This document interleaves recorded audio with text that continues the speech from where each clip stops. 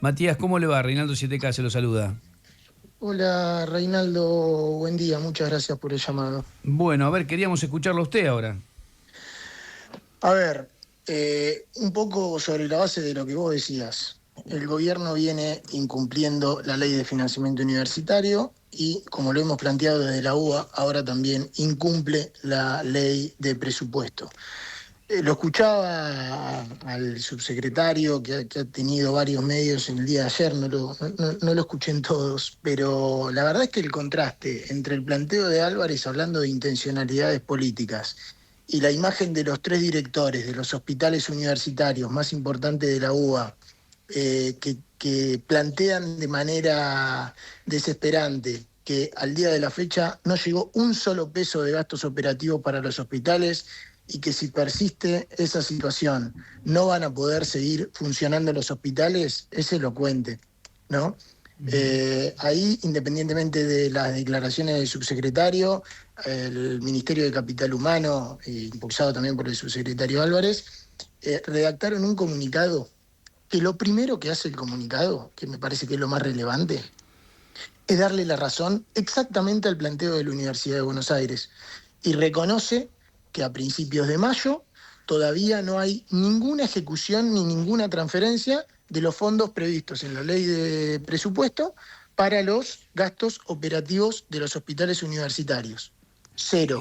¿Usted leyó Y el tuit que hace la Oficina de Respuesta Oficial diciendo falso, la UBA miente sobre el financiamiento de los hospitales ante las declaraciones falsas difundidas por autoridades de la Universidad de Buenos Aires, replicadas en Infobae? Es importante aclarar las afirmaciones del secretario Matías Ruiz sobre el supuesto incumplimiento en la financiación de los hospitales universitarios son absolutamente falsas y maliciosas. El Gobierno Nacional ha transferido mes a mes y en tiempo y forma la totalidad de los créditos del presupuesto que le asignaron a la UBA en el ejercicio 2026. Esto incluye íntegramente la función salud, tanto los gastos del personal como de funcionamiento. No quiero leerlo todo, pero ¿qué dice sobre esto? no tenemos planificado hacer una cuenta de Twitter para desmentir lo fake de la cuenta que armó el gobierno para desmentir fake, pero lo que dice esa cuenta de Twitter es falso. Y al igual que el primer comunicado, lo que trata de desinformar y lo que trata de confundir es haciendo mención a partidas presupuestarias que se transfieren para salarios en gran parte y en una parte muy chiquitita, diría, de esas transferencias que menciona el tuit que acabas de leer, en un 8% para gasto de funcionamiento a las universidades que tienen carreras de medicina. De hecho, y ahí está la intención de confusión que genera el Ministerio de Capital Humano, que, insisto, y lo ratificamos, no ha transferido un solo peso de gastos operativos en lo que va del año para los hospitales. Te lo pongo en términos numéricos.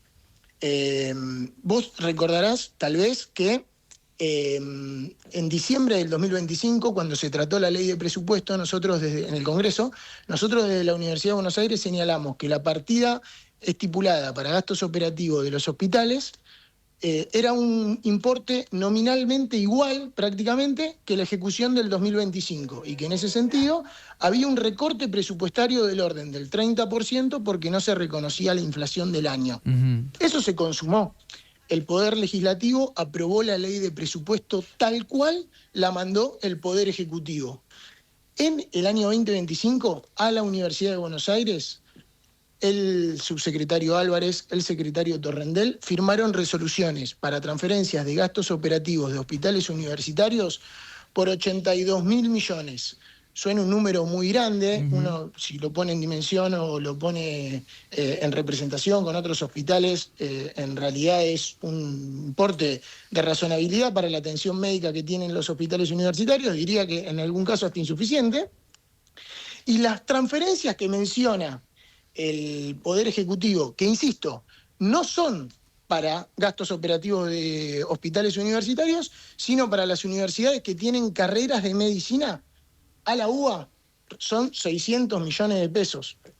Con lo cual, incluso si fuera como dice el secretario, que no es así, estaríamos hablando de un recorte presupuestario del 98-99% de la partida de gastos operativos. Entonces, a lo que apela el gobierno es a la confusión, y en esa confusión nosotros desde la universidad volvemos a ratificar que el gobierno no giró un solo peso para gastos operativos de los hospitales universitarios en lo que va del año.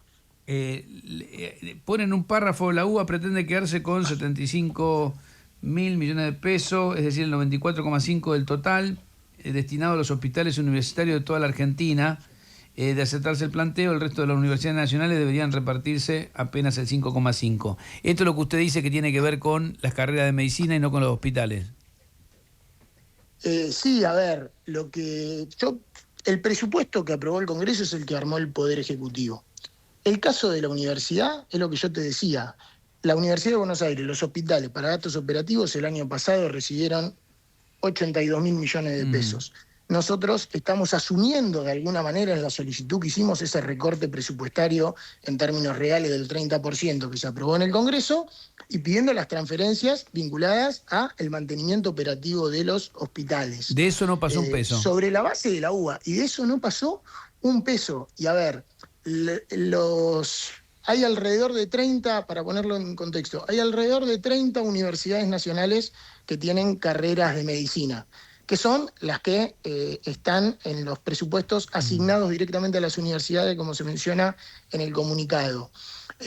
Las universidades que tienen propiedad de hospitales universitarios son muy pocas. Está la UBA, está Córdoba, está la de Cuyo y está La Rioja. Después, en general, las universidades tienen trabajo con hospitales provinciales mayormente y no tienen hospitales universitarios propios. Por esa particularidad es que se construye la línea individual de hospitales universitarios, y en términos reales, la verdad es que la Universidad de Buenos Aires tiene una preponderancia en términos de tamaño que ya es histórica. Si uno mira los datos publicados por el Ministerio de Economía, ni siquiera hay que ir lejos, de este gobierno 2024-2025, la Universidad de Buenos Aires recibió de toda la función salud el perdón si me equivoco, algún numerito chiquito, pero 84% para el 2024, 90% para el 2025, la proyección de la totalidad de los fondos de salud para el 2026 es 86%, es decir, se mantiene una línea histórica de lo que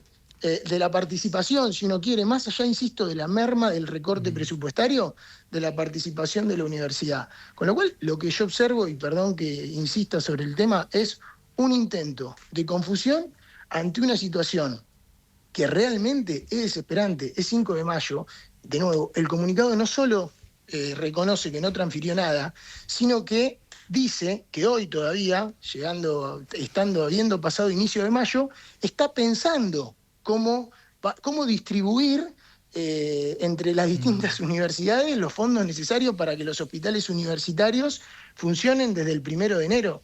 Los hospitales universitarios no solo atienden pacientes, hay riesgo de vida, también forman los profesionales de la salud.